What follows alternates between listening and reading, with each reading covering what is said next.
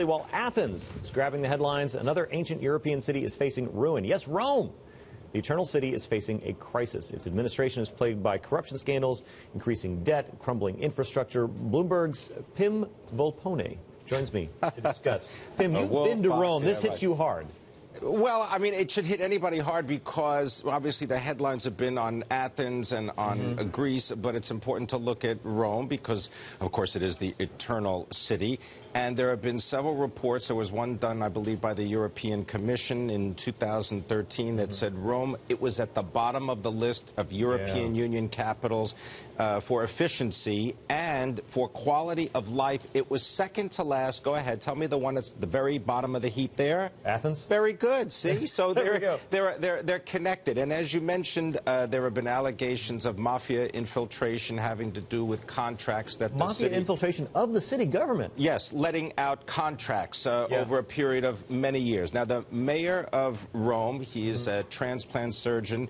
His name is Ignazio Marino, and he is as much admitted that he's got a major problem. I mean, he wrote an open letter to the city's newspaper saying that this city of, 2.8 million people has got some major problems, and one of them is they can't collect the rubbish because they have asked the sanitation people to clock in and out of work, and they don't want to do that.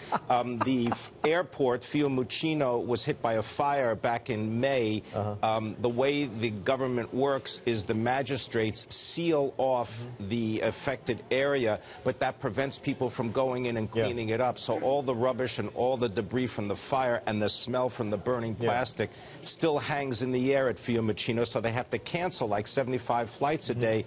So it's a major mess, and I believe that, what do they have, $15.5 billion worth of debt, and they keep looking to the Italian federal government to bail them out. Well, we're looking at the Italian federal government. This is, of course, this is a part of the Eurozone crisis right now, which is that countries like Italy, Spain, Portugal look to Athens, and they look to the trouble that Greece is having. There's a very real societal collapse there, or a pending one, and they say, well, we've been working really hard, too. We have our own problems. Matteo Renzi, the prime minister, in his mid-30s, elected recently. 30, I think 39, something like that, right? 30s, he's getting older in every day he's there. Too old to play soccer, too young to be prime minister, but he, thank you. But he has, he's really worked to actually enact reforms. There he is. He's reforming.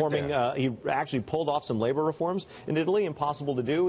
He's looking for constitutional reform. That very well may happen to make Italy more governable. But he said recently, he tweeted out, he basically said, we're not going to go through this pain of structural reform only to tell Greece, you're fine, don't worry about it. So, when we talk about austerity, that's one half of this, meeting budget demands. The other half is changing the way you run professions, society, government administration. That's very painful work, and Greece has to do it, too. Yeah, well, I mean, just to give you an example, the head of the Rome Chamber of Commerce basically has said that Rome is on the verge of collapse. And a very sort of specific example that we may be all familiar with is, the city bike share program.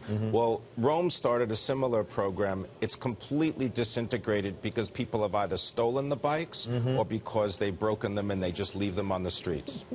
So if you go there, you're going to see, of course, oh, and by the way, next year has been declared a holy year by the Pope. So get ready for 25 million pilgrims who are going to be going to Rome, and the city and the federal government there has yet to allocate any new money to deal with all of this. And again, as is the case in Washington, D.C., the hardest work in any city is literally making the trains run on time.